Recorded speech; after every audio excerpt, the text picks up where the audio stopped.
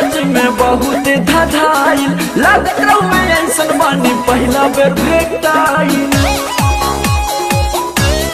हाँ रहुए नाराज में बहुत धधाइल, लागत रहुए ऐसन बानी पहला बेर भेटाइल।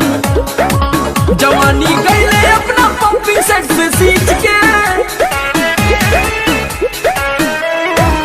जवानी गईले अपना पंपी सेट से सींच के, सैया नौसाले बाराती डोरी खींच के।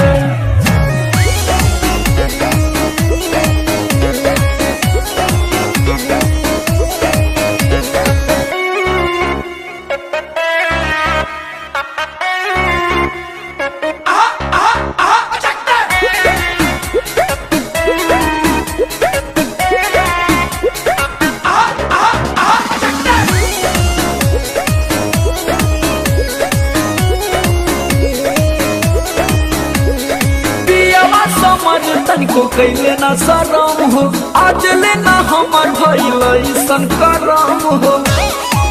उ सब पवन बाबा के देन है। पियावा समर तनिको कैले ना शरम हो, आज लेना हमर भइल ऐसन करम हो। का कही हम विकास पनो नीच के, का कही हम विकास पनो नीच के, सैया नसल बाराते डोरी खींच के।